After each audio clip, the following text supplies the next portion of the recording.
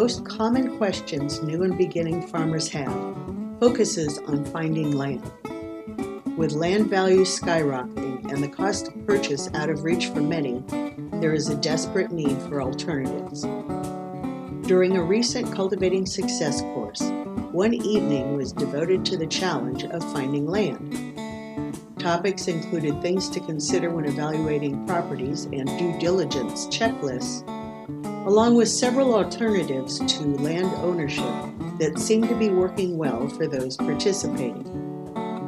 The presenters include Naila Jimenez Cabezas and Emily Trabolsi from the Washington Farmland Trust Farm to Farmer program, Andrew Ely, Farm and Education Manager for Viva Farms, along with Noah Kay from Songbird Haven Farm.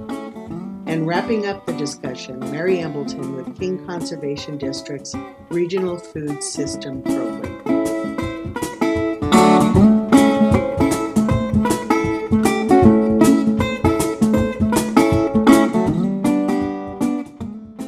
Washington Farmland Trust, over a couple decades now, right? So doing all this work with conservation, trying to make sure that different pieces of land are maintained in agricultural production. And one of the issues that we started running into is a lot of the funding is restrictive of land by size.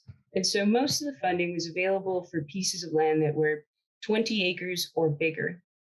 And so in the course of the two previous decades, we started hearing a lot from farmers who were looking for smaller pieces of land than 20 acres, and also finding landowners that were really wanting to work with us and super interested in conservation, passionate about keeping their farmland in production, but unable to participate through the traditional conservation and stewardship programs that we had because they maybe had 5 acres or less, or just an odd number, something that didn't work quite with the funding or the grant sources that we had at the moment. And so this information was flowing to the trust through the community engagement program. So as we were out working and learning, getting to know everybody in the communities, we started hearing these things and taking note, trying to think through what we could do as an organization. We started asking the question of what are other organizations similar to ours doing to be a part of the solution. And this land linking program kept popping up in different ways. So what we did is we went and talked to land linking programs across the US and tried to learn what seems to work, what seems to be what is the most helpful, what are key pieces of these programs as they're being built so that they can truly serve communities. And we heard, a number of things, but several common themes emerged. One of them was it cannot just be a site where land is listed. It can't be another Zillow. There has to be something more to it. Another piece we heard is you've got to provide technical assistance, and then that technical assistance has to be by people who are informed, local or peers in the area. And so with those ideas and the various other feedback that we got through the process of studying what was out there, the Farm to Farmer program was built, and it was piloted in King County. The idea was that it would be there for several years, and yet pretty early on, we found some additional opportunities for funding and interested partners. And so we were able to partner with Viva Farms. And so up in Skagit County, Anna Choatson is serving as a coordinator for that area. And then also have grown into peers. And most recently, we were, thinking, okay, we're going to expand into 2 more counties, was the original plan for this coming year. But everything fell into place, and the plan became to go statewide. So where we sit now is we have 5 regional coordinators And those cover 6 different counties. And they're all kind of in the same area, right? So it'll be Pierce and Skagit, King, Jefferson, Clallam, and Snohomish. And then we have now Emily, who is our statewide coordinator.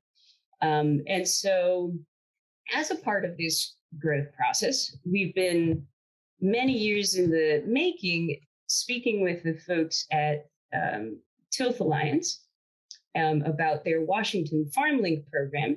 And that program has been folded into Farm to Farmer as of November 19th. So we've been busy welcoming all of those land seekers and land owners to our website. And so that's a little bit of the story, kind of where we've been, where we're headed. We are very much in the early stages of the statewide expansion. Very excited to be able to now reach and offer what we do to anybody across the state, and to truly work with groups and audiences that we just haven't been able to in the past due to limitations. I'll just underline that the technical assistance piece is at the core of what we do. So for every land seeker or land owner that signs up through Farm to Farmer, there'll be a conversation that happens with one of our coordinators where we try to learn what is the plan, what are the resources, where is the gap, and how are we going to address that to get the person where they're going, whether that is, I want to sell my land, I want to lease my land, or I want to get on some land via whatever arrangement it is. And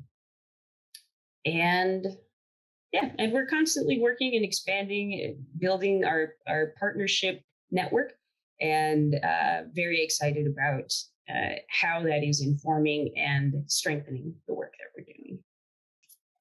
Let's continue moving on then. So let's get to this piece of how to find land. One of the biggest things to remember as you're in this search is it's work. And the timeline is very different than the timeline for other kinds of purchases. They're really, a lot of people are used to, say, purchasing a house, and that can happen in a matter of weeks, months, buying farmland is a process that can be much more extended and requires quite a bit more legwork than anything like, say, a house. One of the things that you want to make sure to look for is people who are already out there doing some searching and understanding and categorizing of what land is there and what is on it, where has it been. So we've listed here some examples of various organizations that we know of across a few different locales that are great places to alert, if you're looking in these areas, to start taking a look at what is it that they know, what is the information that they have. And some of these are going to be land linking services. Some of them are not. Some of them are simply programs that are connected with and have information because of the audiences that they interact with. And so I wonder here are many of the programs that you see. Viva Farms is mentioned, various guilds, conservation districts, and different farms that are doing the kind of educational work and outreach that would be keeping their finger on the pulse, so to speak, for where land is and who is owning it and what it's doing, are great places to look. Let's see here. I'm going to move to the next slide. Some other ideas are, and there have been some really interesting creative stories of how people arrive. So you got to keep creative, but looking at various county agencies, agriculture departments, There is so much information. Many conservation districts, I would say most of them to date, I don't know of one that I haven't found, have GIS mapping software that's often available for free and often has like crazy amounts of historical data. So those are fantastic places to look. Here are some examples of sites that we actively use as coordinators are looking for and trying to source various bits of information. Let me see. I wonder if okay. So then another wonderful resource that we've found is realtors that are working already within the agriculture community. And so this is not always easy to tease out, but a great way to find out what realtors do work with farmers is to talk to other farmers in the area and ask who they have dealt with before, who they have listed with or sold with in the past. Doing a lot of driving around is important. You have to be in the area, understand what is. You can see various signs going up, coming down. There have been times where we've seen people have alerted us.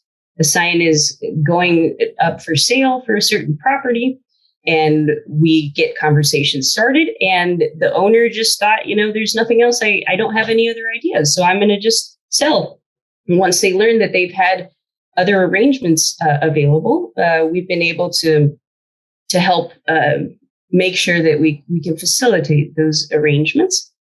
Talking to the people who live in a community is extremely helpful.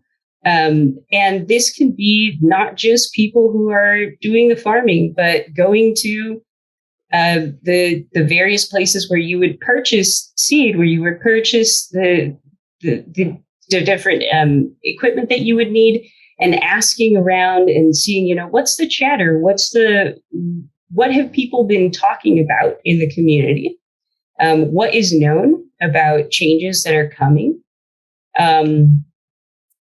Word of mouth is a very, very powerful tool for gathering information. And of course, the WSU extension offices in various places, goodness, there's a wealth of information and connection too. One of the things to remember is many of these places are powerful, not necessarily because they would be experts in exactly what you're looking for, but because they're staffed with people who care about farmers and about keeping farmland in production. And so oftentimes simply starting a conversation and committing yourself to that conversation is a wonderful way of keeping the momentum going and making sure that your news reaches the right ears. Let's see. Thank you, Nyla. Was there anything else that you wanted to add for those two kind of topics before we move on to due diligence?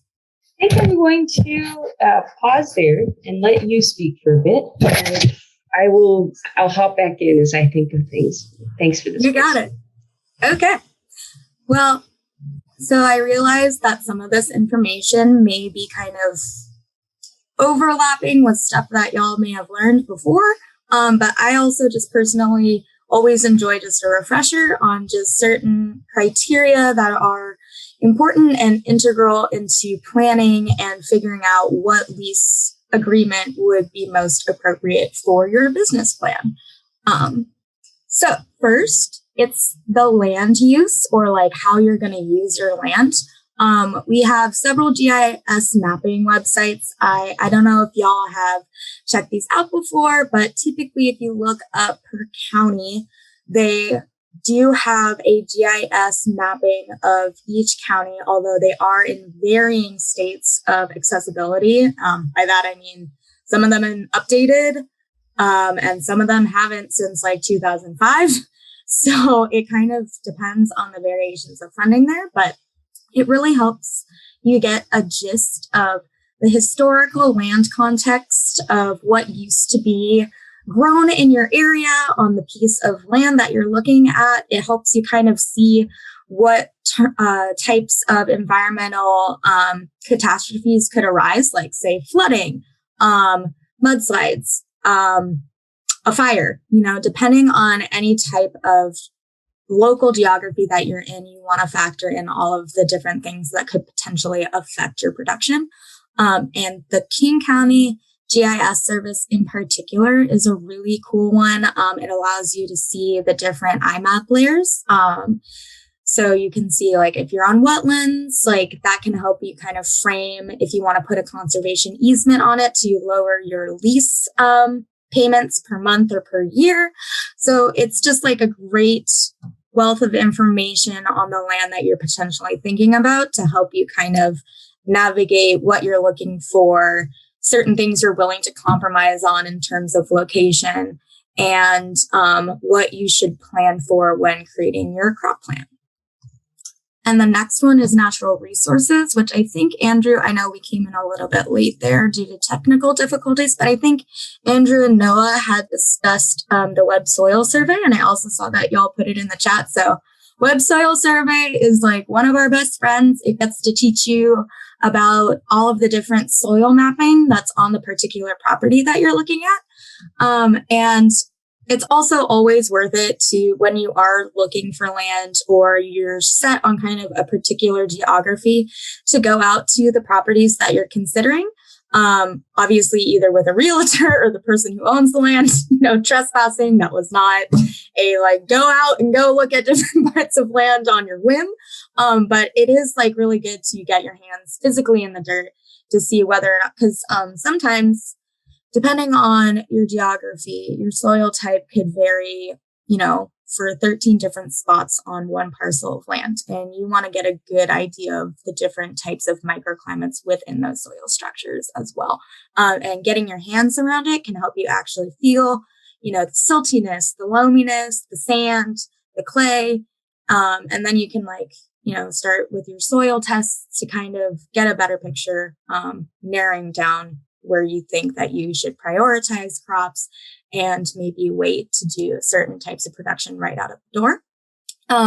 Water options and water rights. That one is a really huge, important one, because even if you have a pretty significant water table, irrigation is constantly a must, just to get, everything going. And depending on what type of land you're looking at / the availability of infrastructure on said parcel, you are going to have to take into consideration either getting a permit for well drilling, permits for inline trenching for a quicker amount of water getting pushed up. You're going to have to factor in like your actual water rights, which vary from county to county and even geography to geography and even parcel to parcel in some circumstances. So it's always good to do due diligence in that, just to make sure that all of the I's are dotted and the T's are crossed in terms of the legal permits that you have, so that you can break ground without inundating yourself with just like excess fees or hoops to jump through, so that you can get started as quick as possible. And the water right on Washington DOE is a really, really good, kind of, I want to say just like resource for looking at different, where your water rights are. And depending on which watershed you're using, like you could be using from a river, a lake, a reservoir, et cetera, you can really start to dig deep and like go down a rabbit hole on several of these things that we provided. And I'll just toss out that Washington Landowners Water Rights Guide. Our colleague Lily was helping us go through this the other day, and that one is something that I'll personally be like really looking into. It really helps narrow down the qualifications for acquiring water rights, the stipulations, and kind of helps you clear up any kind of gray area surrounding water, because believe me, it can get gray.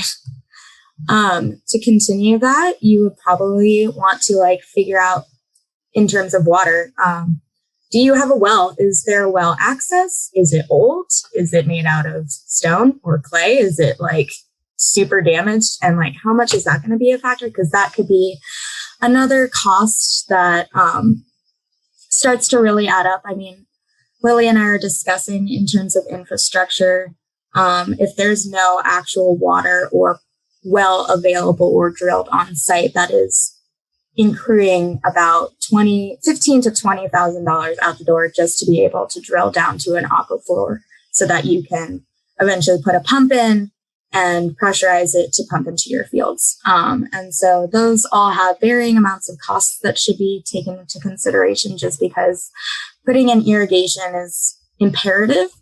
It's really important, but it is also really expensive, and you want to,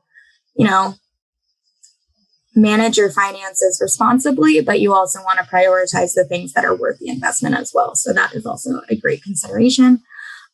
Drainage on any property, you should, do your research when talking with the realtor or the person who like previously had been farming there on just like where your drainage spots are going to be, where your wetland spots are going to be. Are there any ditches or drainage tiles you need to know about? Has there been any effect on these systems to prevent flooding due to current or past flooding events? Is there any county assistance with development of drainage systems as well? So those are also things to keep in context. These are just some lovely, beautiful tomatoes. Just, quick little informational breather, just looking at some beautiful produce to remember the summer harvest. And then so once you start narrowing down like where you really want to farm and you've picked out a couple parcels and you're starting to email realtors or incubating farm programs or what have you, you visit the site. So like thinking of all the things that you have all probably learned, it's like, where's the sun? Where are you tracking your shade? Like what kind of things can you put on the property with the already natural availability of resources and infrastructure just from nature herself? But then also, how was the property used previously? Is there pest, like actual deer and elk pests, or like microbiotic pests? So like clubroot is one in Wacom that was, I remember working with a farm up there that wanted to start a resource sharing in terms of tools, like larger tools, tractor sharing program, where you would sign some out after working with connecting a co-op with several other farmers in the area. And that had worked up until a point where someone was using, I think it was a rototiller or some large cultivation machinery, and they accidentally brought black mold over to another farm that hadn't seen black mold, and they unbeknownst to them put a bunch of black mold into a garlic field and lost an entire garlic crop for that season. So it's kind of like you want to do your due diligence into thinking about how you can reduce any type of barriers that you might see, and so that you're not working harder, you're working smarter, and then also just being able to like transparently communicate with all of the different folks that you may intermingle with is also just really good due diligence, because you want to create really long lasting, mutually beneficial, sustainable relationships with people who have better insight or better access or just more experience with things that you may come across in the development of your plan. Also, in terms of looking over your site, you want to look at like what kind of weeds and grasses are there. Are you going to have to rehab your soil compaction? These are all things that you can factor into your due diligence checklist. That will help kind of expedite the process of you looking for a piece of land that suits all of your needs going into it off the cuff. I guess like another one to be aware of in terms of just a really good example of other resources that you can start exploring depending on geography. Lily mentioned the Tacoma smelter plume, since there was a smelting facility in the Tacoma area from about 1950, and it leached a crap ton of disgusting things into the water. And therefore, the soil surrounding the Tacoma area all have varying degrees of toxicity. And that's also really good to know, because you can't really grow something where they're going to be getting chemicals leaching into carrots that you're going to bring to farmers markets or your CSA. So there's a really great resource called ecology.washington.gov, and they have like a great list of where you can map different leaching sites, cleanup sites, like honestly, just looking through that, where cleanup sites are happening in King County alone. I mean, it's horrifying, but also really educational and beneficial for you to understand all of the different things that could potentially affect the healthiness and the biodiversity of your soil and your entire land structure. So I implore you to check that one out. Infrastructure. This one is a really interesting one because,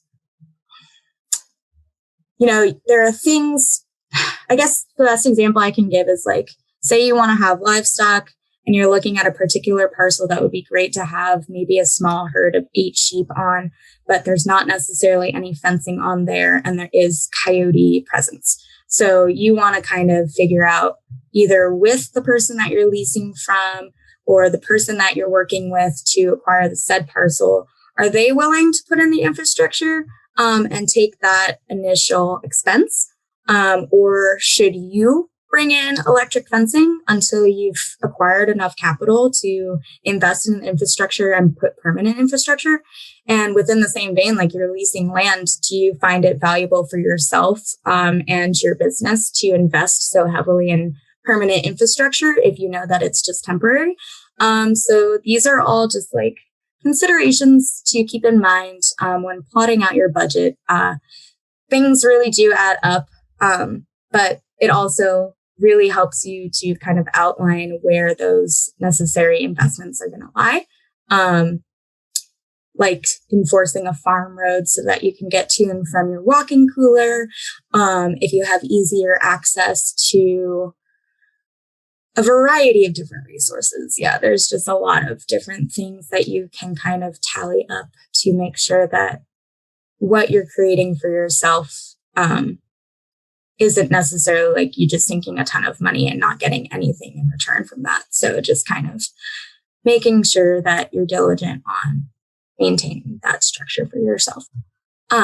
There's also other leasing considerations that you can keep in mind in case you feel like, or you're realizing, hey, I have so much startup costs already. And adding on a lease per month is slightly out of my price range. There's a lot of different lease tools that you can look at in terms of getting grants for processing units, irrigation grants, educational grants, if you wanted to try out like a certain trial run of a particular crop or model for raising certain crops or animals. Land for Good is a really good one, and farmcommons.org. Guess questions to keep in mind when you're investigating a property. Flooding is the first one that comes to mind just because we've been inundated by floods in particular this season, and it's been absolutely devastating to see. And I think moving forward, it's going to be a lot more of flood prevention and kind of foreshadowing, at least for future flood events that could happen and increase in terms of devastation. Are you able to access the property all season? Like if you're leasing out someone's private land, do they want you coming on there all the time or just during the main farm season, which in Washington we've dictated is from March to about the middle of October, November, depending on where you are in the area. Is there existing fencing like we talked about before? If there's elk and deer, can you afford to do another 10-foot tall fence on top of that just to make sure that they're not actually getting into your infrastructure and ruining your crops or eating all of your salad greens? What's your electricity accessibility like? Do you have a hookup? Do you need one? Are you able to hook up a farm stand with adaptable / appropriate refrigeration facilities on site? Is there good road access?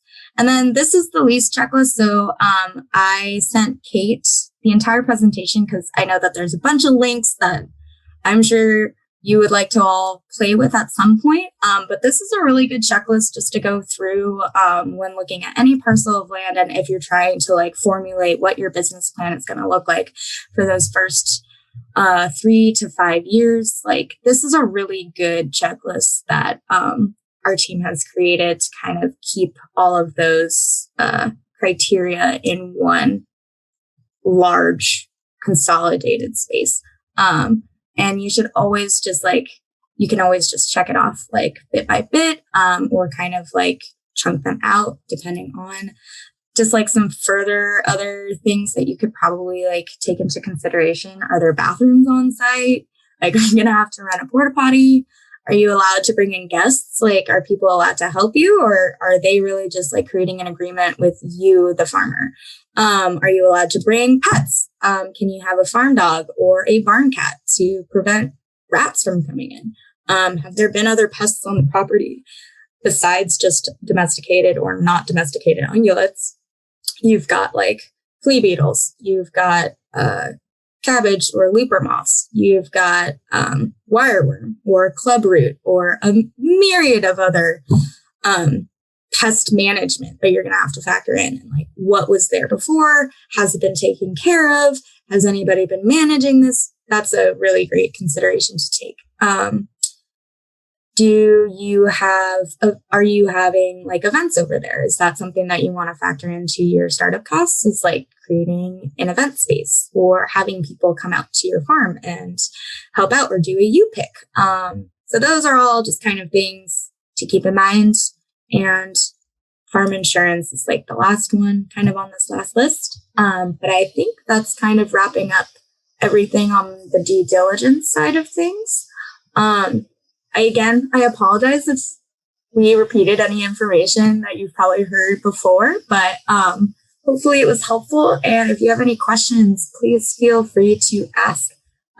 Those are both of our emails, and please honestly use them as much as you want. We're more than happy to help with anything that may arise in terms of questions with land leasing, due diligence, or land access.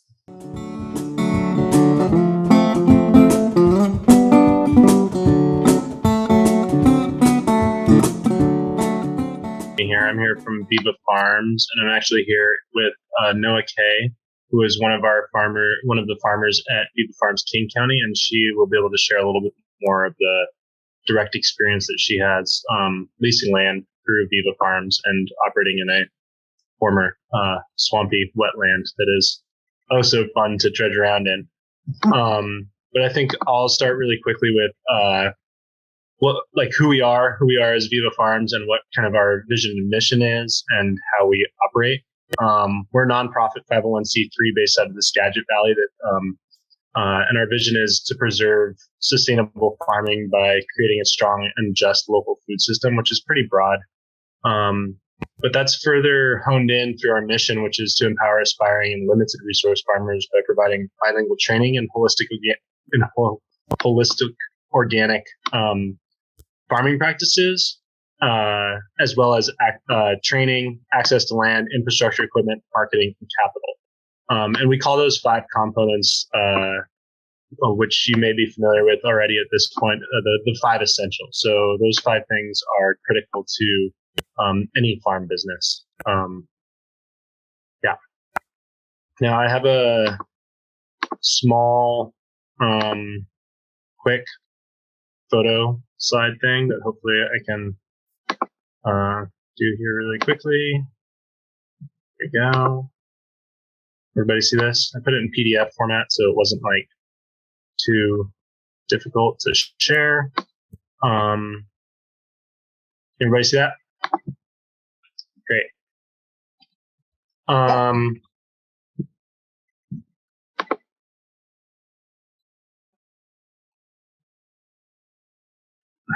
Full screen. There we go. This is better. How's that? Looks good.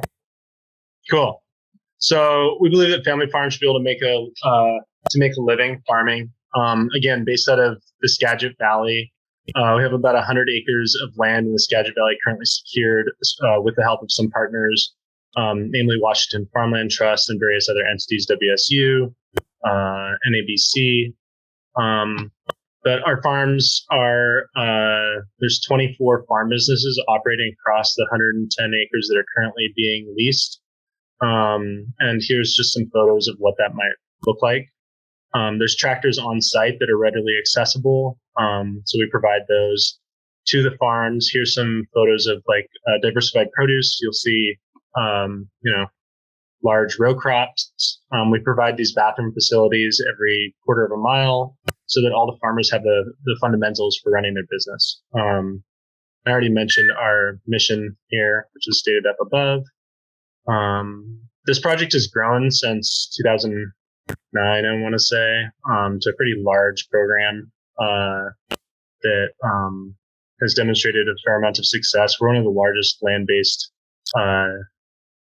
business incubator in the nation, providing bilingual training, both Spanish and English. It started as an upward mobility opportunity for farm laborers in the Skagit County, specifically berry growers. So you'll see in these photos, we have some young strawberries in the bottom right, or excuse me, not strawberries, raspberries in the bottom right, and some older raspberries on the left. And so, yeah, it was a transition opportunity for a lot of underrepresented communities to have access to farmland and own and operate their own businesses. We have continuous farm business workshops and trainings going on throughout the year. That's been slightly modified, and it's been a lot more partnerships across the last year and a half, given our remote tendencies these days.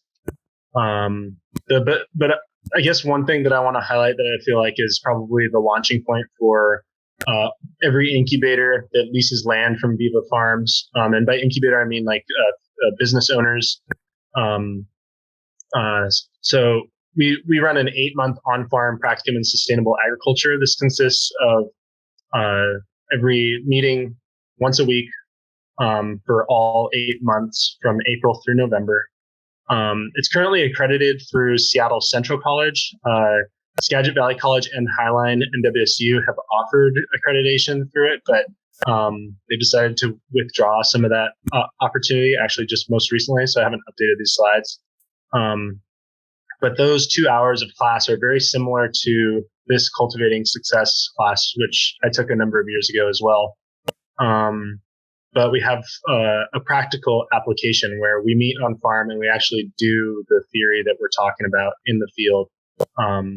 This year at Viva Farms at our King County site, we actually ran 2 sections on Tuesday and Thursday nights from 5:30 to 7:30. We just graduated, I want to say about 20 people from the King County site about 2 weeks ago, right before Thanksgiving. And every student spent every Tuesday and every Thursday in class and practicing theory, everything from sourcing seed to doing taxes at the end of the year. All season. So it's like a year one zero risk investment for beginning farmers. Our incubator has a lot of assistance, such as technical assistance, which some of you may find essential as you progress through your careers as farmers. There's always more to learn, and having a community of 22, 23 other farm businesses operating on Viva land, as well as being located in agricultural production districts in King County or in agricultural production regions, as in Skagit County. There's a lot of resources that are just around by being neighbors. But as far as the staff at Viva Farms are also there to always provide one-on-one direct technical assistance as needed, help with irrigation or crop planting, or just there to listen to any of the trials and tribulations that you might be going through. So that sense of community has been proven to be invaluable to a lot of the incubators and practicum members.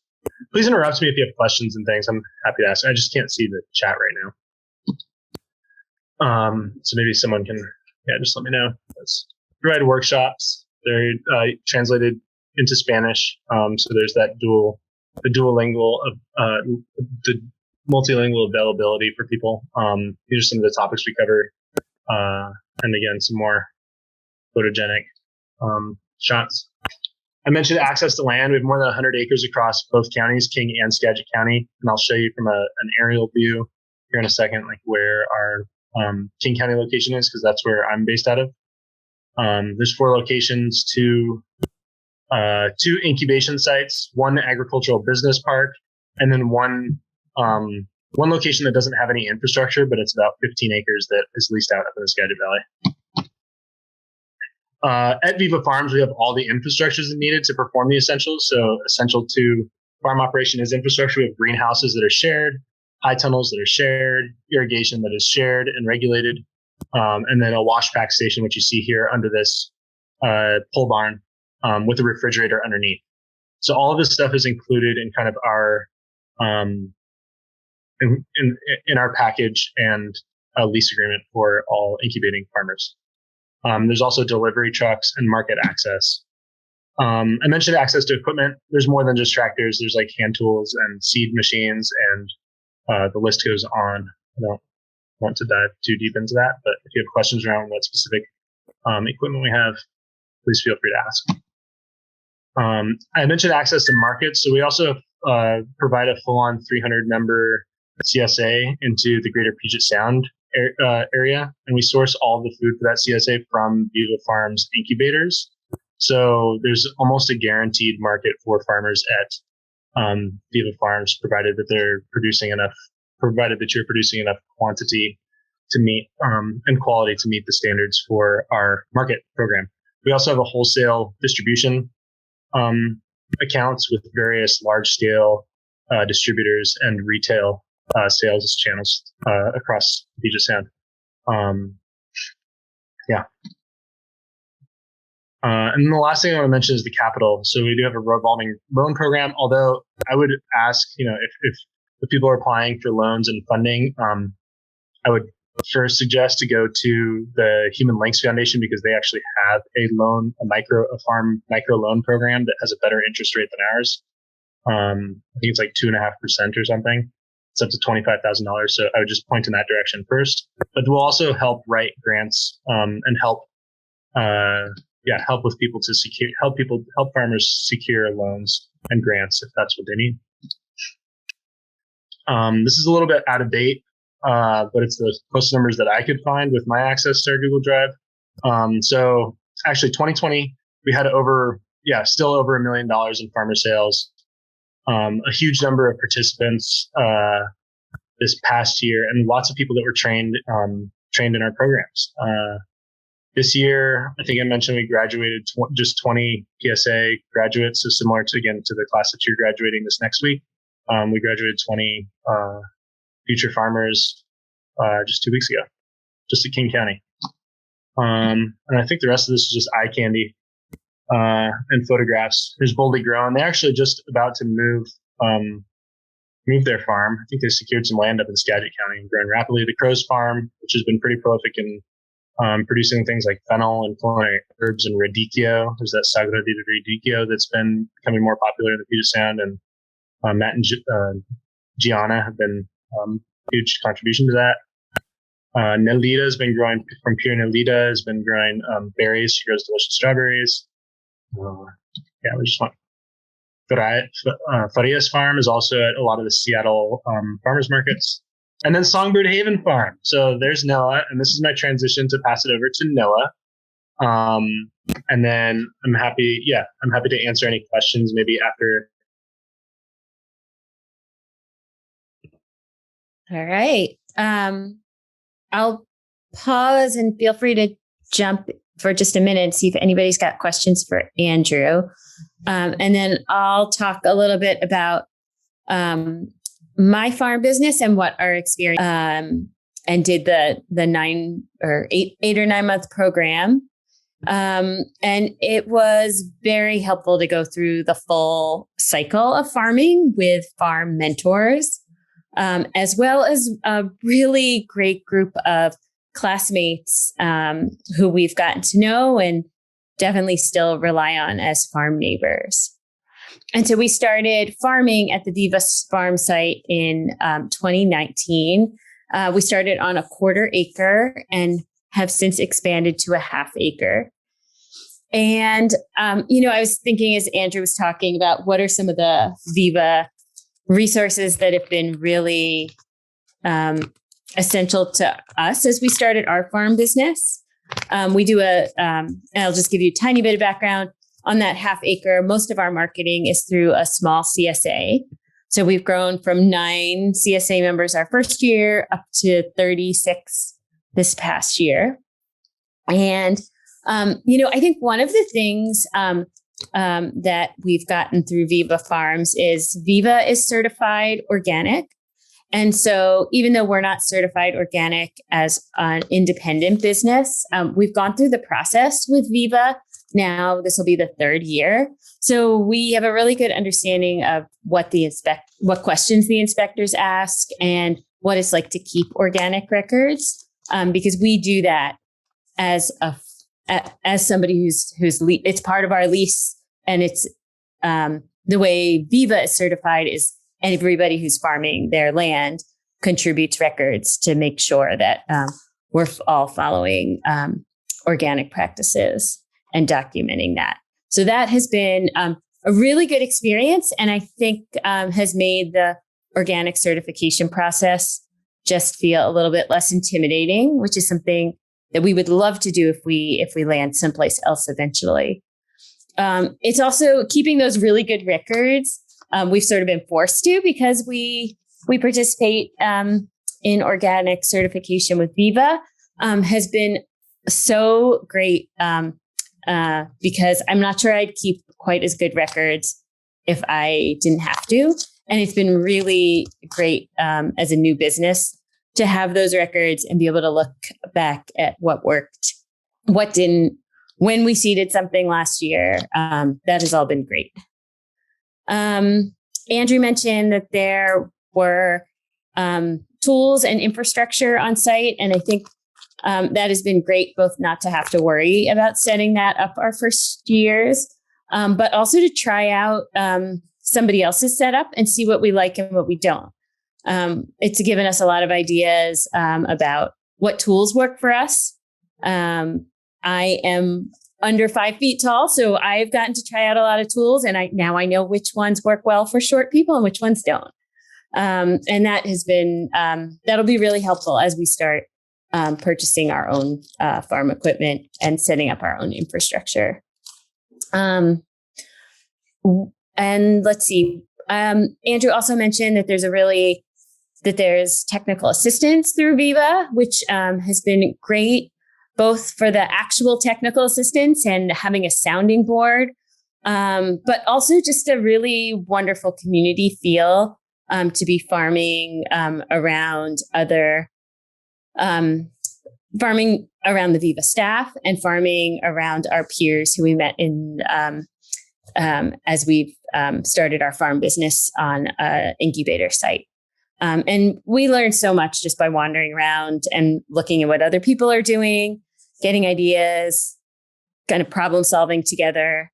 We've all got a lot of the same pests. And so understanding how people are managing their flea beetles is really, really helpful. And finding out what varieties have worked well on the same site has been really great. And I think the other thing I'd mention is there's sort of ongoing training that's been really helpful. So, for example, I've gotten certified in tractor safety and had a chance to then use the tractor at Viva, which is not something we're really small at a half acre and mostly are using hand tools and sometimes a walk behind tractor. But it's really helpful to move tarps or compost to be able to use that tractor and to have had training. And if I haven't used the tractor in 6 months, to ask for a refresher has all been really great. So I think I will just pause and see if anybody's got questions for me. Okay, you guys, you don't need to be shy. I won't be shy. Is there a time limit for how long you can lease land through Viva Farms?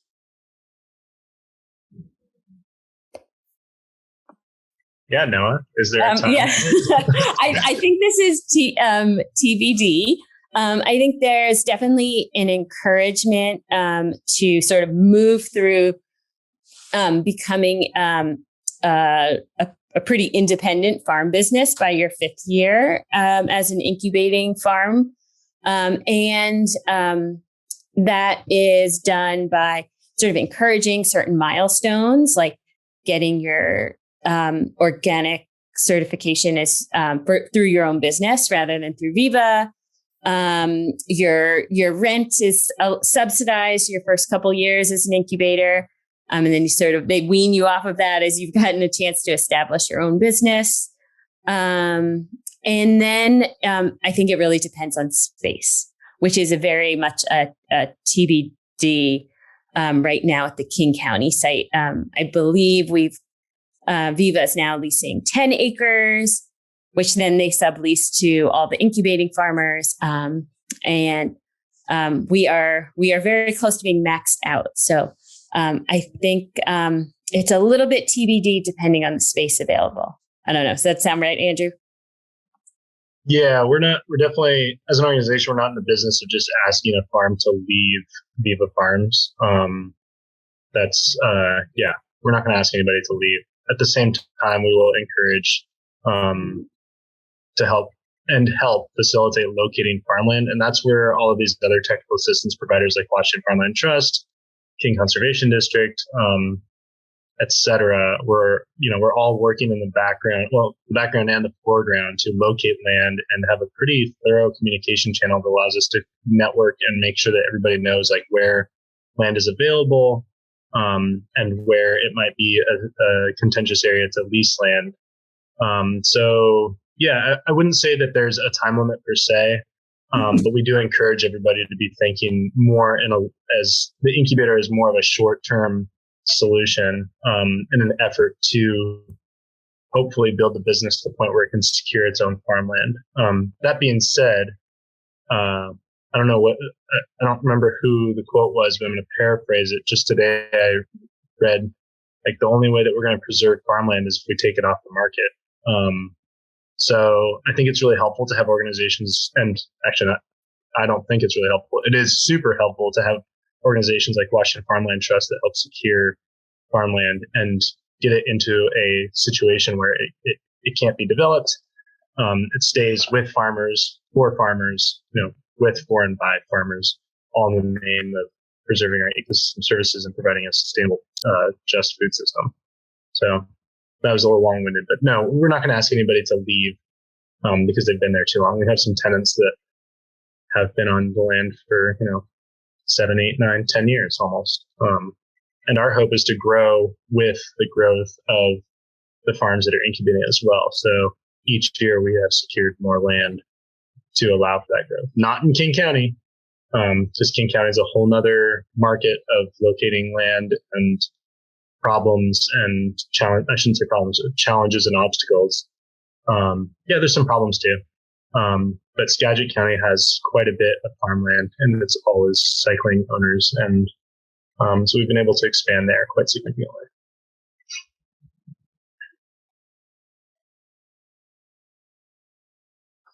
Okay. Anybody else have any questions for Noah or Andrew about the Viva Farms model? If nobody has any questions, I would happily share just like an overhead historical map to kind of show what the land has looked like across the last 10 years, at least the King County site, because I think it's kind of interesting to see, what it went from and what it is now, if people don't mind. No, that would be great. Okay, let's see if I can do this again. And please interrupt with a question. I'm just going to mute and do a visual thing. So ask questions. So this is the site in 2006, as stated right here. I'm just going to slide this across so that, can you all see this? Yes. Great. It's going to get blurry for a moment. This is prior to our presence there. There were other farms tending to this land. And Viva Farms is actually located on this. We're on this like 10 acres right here. So this big square is about 10 acres. Surprisingly. Doesn't look like 10 acres from the air. Now let's jump forward to 2013. You'll see that there's like some patchwork, and there was a flower farming here on this southern portion. Woodinville is to the north. 2016 is when Viva started to work here, and that was the establishment of this tiny little greenhouse over here. And then Bill Vanglin, who's a farmer that's been in this area, is farming here. 2019 is the year that the practicum started. Let's hope this loads up. Whoop-de-doo. So jumped ahead 2 years, and you can already see that this whole area right here has more farms on it. And then this right here is actually Songbird Haven Farm, because they started their farm business. That's Noah's Farm. They started their farm business the same year that they started the training program, which I will say is atypical. That's not typically the process for ours, or the incubator. And then we actually tilled up this field in anticipation of hopefully somebody leasing it in the future. So Songbird Haven started with this 1/4 acre. Is that right, Noah? That is correct. And that might have been later. It looks like later in the summer of 2019. That makes sense. And then the following year, we started farming that whole area. So a year later, oh my goodness, look at that. It's like something happened. Went from a big old grass patch to now we have, a bunch of diversified farms on this. We were maintaining this space, and it's getting ready for fall cover crops. Now, I will say that this is in the Sammamish Valley, so it's, swampy, very swampy. And we can jump ahead to April 2021, where it's wet, and you can see how wet it is. Yeah, we have a 0-inch water table, which means that it fills up with puddles real quick. Real quick. And then June of this year. Now, taking into account that this is the student farm over here, these two. And then these are all individual farm businesses on each of these different plots. And then this right here is like our centralized, this is the community plot. So we call this S3, like our Southern 3 plot. And that's where all the community resources are located. And then the land manager that we lease from, because we're actually subleasing land to farms, they actually installed a solar panel here. We're off the grid. We don't have any power. So they installed a large solar array here so that we could have and installed a refrigerator for us so that we could utilize that space with a solar powered refrigerator. So this land has transformed quite a bit across just the last 3 years. And the rest of this, I will say, is like flower farms. Cool. I thought I'd just share that because it's kind of fun to see how it goes from a big green blob to a multicolored blob. I have to say that it does my heart good to see those visuals of the transformation, because I know that each one of those little plots is churning out a lot of produce. And it looks like we got a couple of questions here. Megan asked, is there a good resource for finding the water table in a specific area? And does that high of a water table mean you guys don't need to irrigate?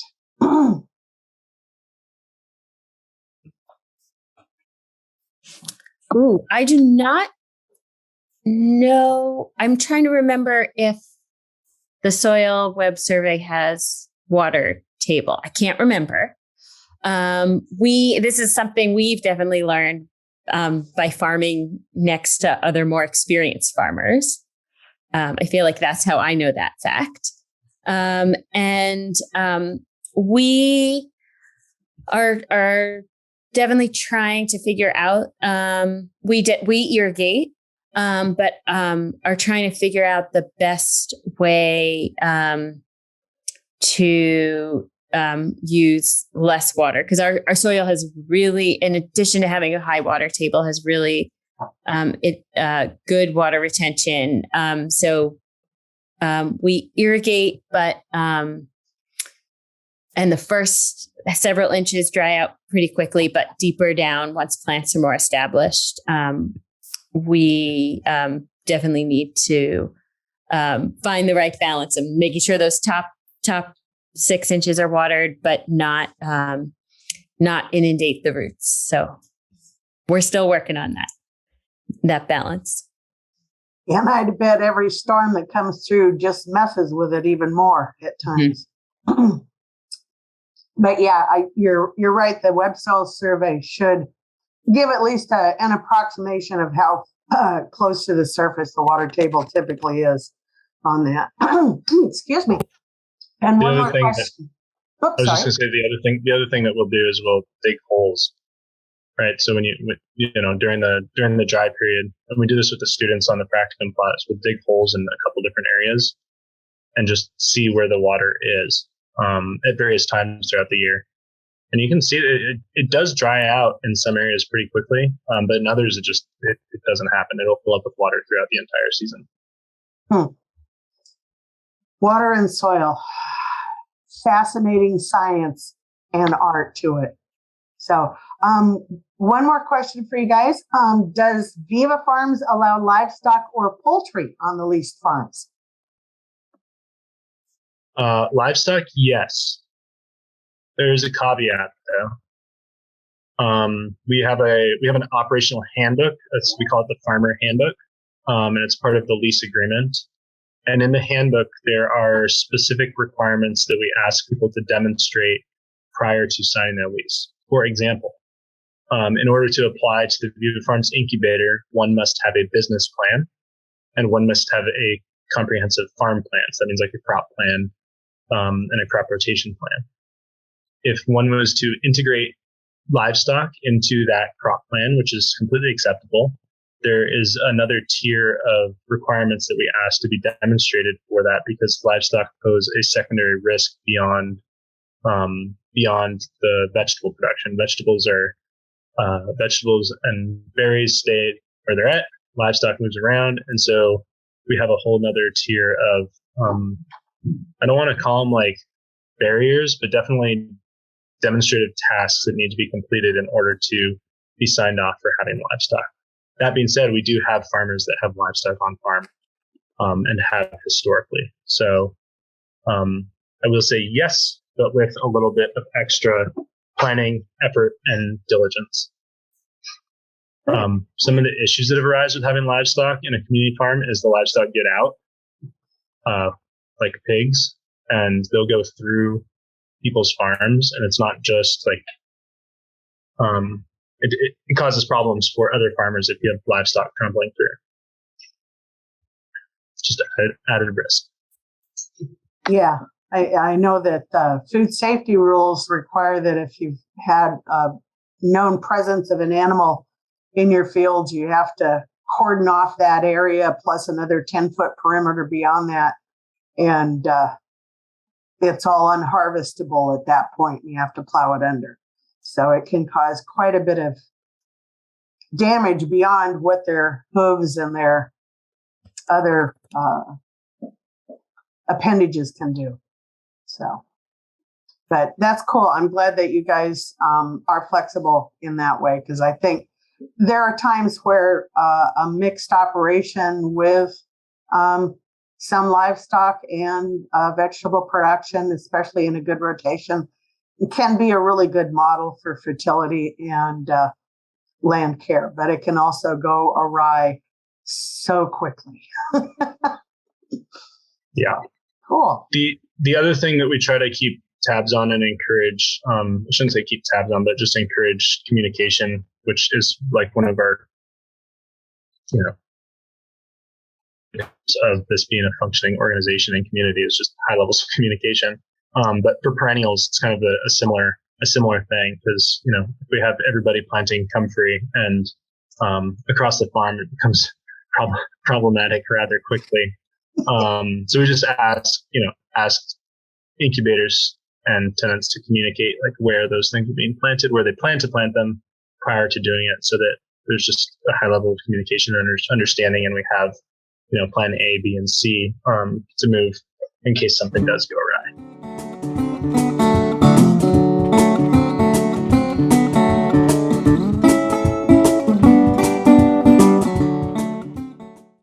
So this is just building successful partnerships to expand farmland access and improve farm business viability. So we're just going to look at some alternative, not land tenure models, but land provider models. And it runs the gamut. And it's really important, as Kate said, in these times in particular, that we know local fresh food is a priority in our region. COVID-19 has made this really apparent, and many of the farmers probably on this webinar and in other places have had to pivot to different models as they're adapting to COVID. We know that local food requires local farmers. Local farmers require land, and land access is a significant barrier, particularly in places like King County where urbanization is encroaching, or even places like Whatcom County where there's large commodity crops that basically compete with other farmers. So the first model that we're going to look at is counties as landowners, and I'm primarily focusing on King County.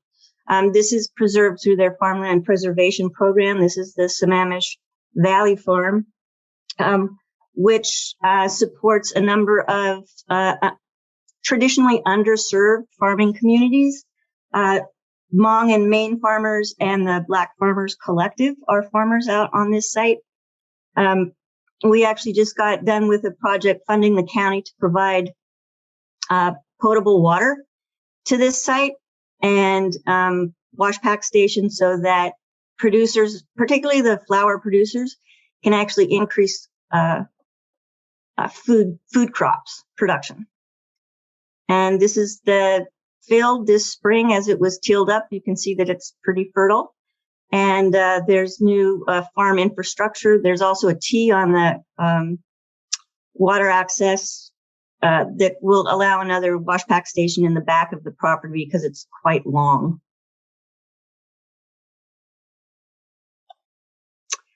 This is also King County Farmland Preservation Program. This is the Horseneck property. If I could have made this picture a little clearer and a little smaller, you just see that this is the head up here, and this is the neck. And the neck is the part that's being tilled.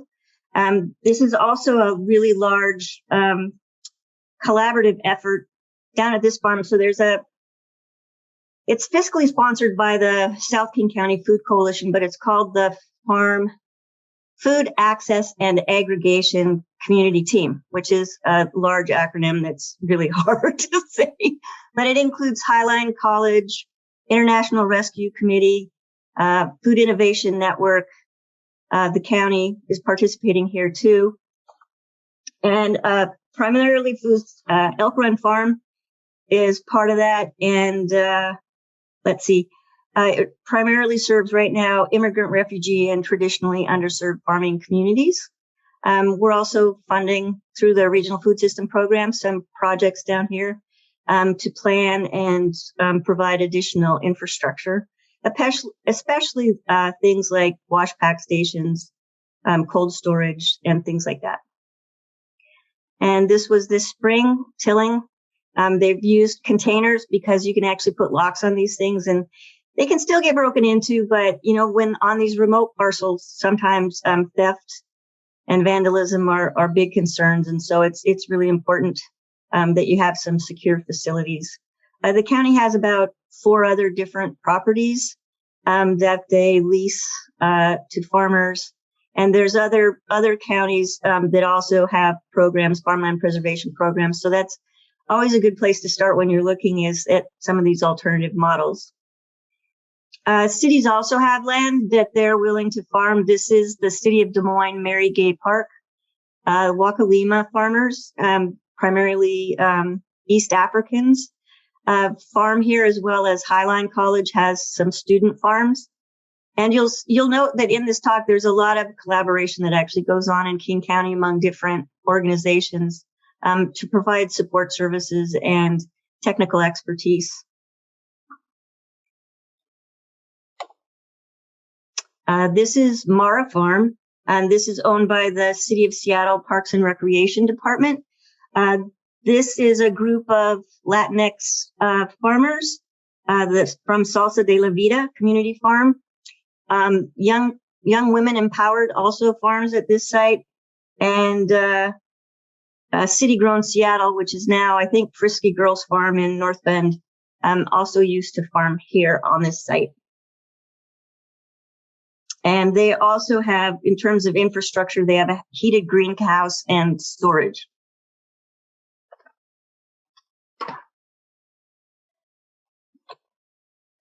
Churches as landowners. So there's a lot of churches in both urban areas and kind of peri-urban areas that have quite a bit of land.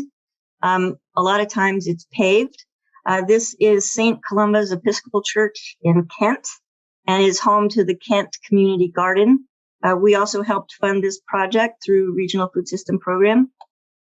And this is what they cleared all the invasive blackberries. They had knotweed. They had a lot of things here that Highline College was also part of this, Forterra, and International Rescue Committee through their New Roots program. And again, this site serves predominantly traditionally underserved communities. And so this site also, they've cleaned this up too, and it's a really long property. But if you're in King County and you need to run into somebody that gives you help, Bobby Butler at Highline College has just been amazing in terms of helping groups coordinate this. So in terms of invasive species removal, sometimes, so the city of Tukwila and King County did that. They also removed the blackberry and the knotweed. And this is a harvest at the site. This is the Seventh-day Adventist Academy in Auburn. And this is a project of Living Well Kent, which is also a BIPOC-led community organization. They've fixed these greenhouses up. They've put the planters in. We provided seed money through our community agriculture program to get them started. But they also serve Northwest Harvest is a partner in this, as is Mother Africa and Highline College, providing in-kind matching funds and coordination as they rent the facility and doing improvements on site. We help support a lot of the infrastructure improvements to the greenhouses. Burr Mosby, if you know of Mosby Farms, also utilizes some of these greenhouses for his farming operation. They have about 22,000 square feet of growing space here, as well as an acre of land on the other part of the church property. They have a potential to lease up to 10 acres over the next, I think, 10 years is what they're working at. And this is part of the harvest at that farm on outside. This is another church, the Hillside Church in Kent. This is called the Paradise Parking Plots. They did a huge depave project utilizing a lot of volunteer labor and volunteer excavators. And they've made an incredible improvement. This is just kind of when the garden was getting started. This is coordinated by World Relief Seattle. In partnership with like Plumbers Without Borders and so many other volunteers that have been really helpful in helping them best utilize the site. Page down. These cisterns, so they were initially planning to use roof runoff from the church, but because of the roofing material, it would have led to contamination of the water. So they installed these cisterns. Those were donated. Again, This is on the downhill side of the garden. They've installed fruit trees and other things here. And one of the other projects right now is that's in the process is the church has a kitchen in their basement. It's an old commercial kitchen, and they've agreed to work with World Relief in terms of refurbishing that facility to be a commercial kitchen and a teaching kitchen. And so the people in the community can actually go make products to sell them at the market, as well as teach people how to prepare their own food and can and preserve and do those things. And so that's another project that we're funding through Regional Food. And they've also they just recently got a Department of Commerce grant that will help offset some of the infrastructure costs. And this is the first set of plots that they built. It's expanded incredibly since this picture was taken. But because of COVID, I haven't been able to get out and take more pictures, but hopefully that'll happen in the near term so I can have updated pictures. So Andrew will appreciate this shot. This is Port Districts as landowner. This is the Port of Skagit County owned property, and this is Viva Farms home farm. And there are other port districts around the state port of Chehalis and others that it might not always be farm production, but it might be food processing infrastructure or things like that.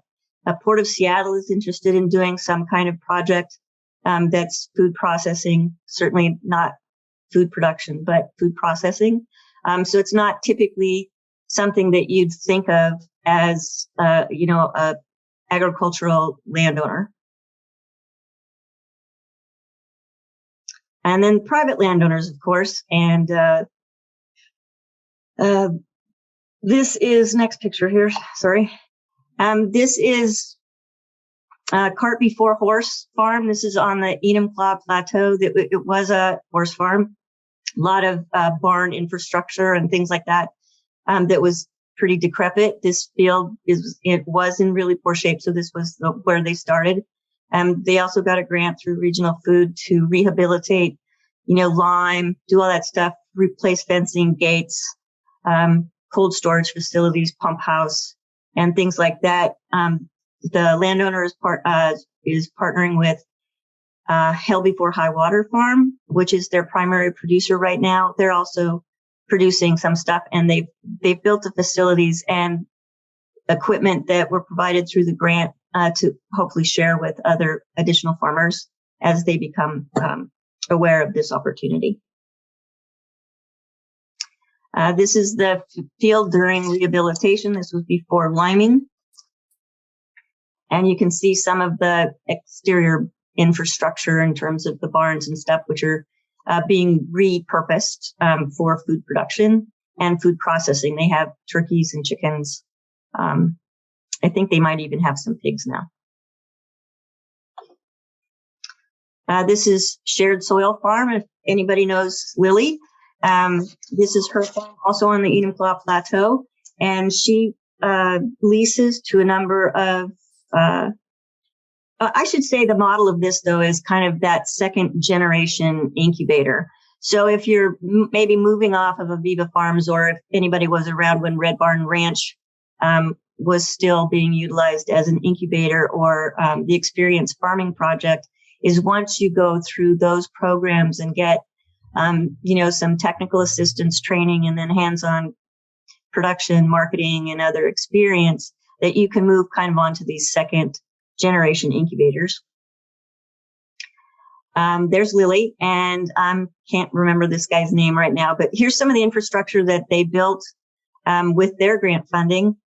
I think this guy's with Faith Before Farm, and they've actually graduated from that kind of second incubator stage, and I think they're farming up in Skagit now. Utilities can also be landowners that are used for agricultural production. This is a Seattle Department of Transportation right-of-way. You can see the city there. The freeways right down below this. It's a pretty steep property, but this is the home of Yes Farm, which stands for Yesler Terrace, and that's a housing development that's just kind of over to the must be northeast to the east of this site. They also just got another grant from us to, it's steep and they don't have ADA accessibility.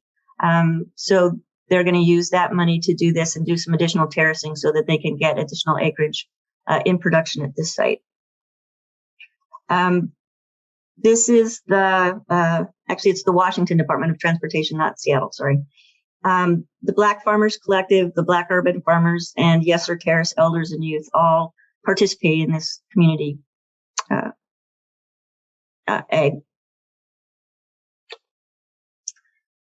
This is Bonneville Power Administration. This is Elk Run Farm out in the Maple Valley area. This was before anything went into production. So this is the old restaurant. The driving range is actually behind these sets of pine trees right here. And you can definitely see the overhead power lines. This is Elk Run Farm is managed by the South King County Food Coalition. They've also gotten funding through KCD to do a number of improvements on site. The high school students, there's a new high school that's just adjacent across the street from this. And the high school students get to go over and learn, and they do soil testing and all sorts of things for credits for their science classes and things like that.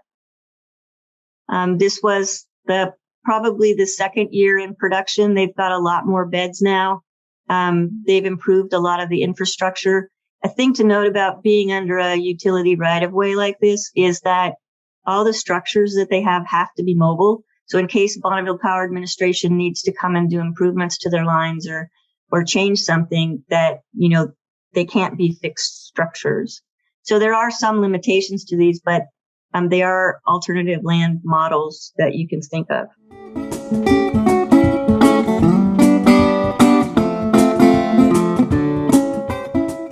As you have learned, there are more than a few alternatives to buying farmland. As time goes on, the price of land continues to rise, making these alternatives attractive, especially to those just starting out. Having access to a shared piece of ground with infrastructure and farming knowledge available may turn out to be a dominant model over the next decade. Striking partnerships with non-traditional landowners may provide a best of both worlds option as well. Finding good land to farm has never been easy, but seeking out alternatives may be the wave of the future. We want to thank our presenters for sharing their insights on finding land to farm.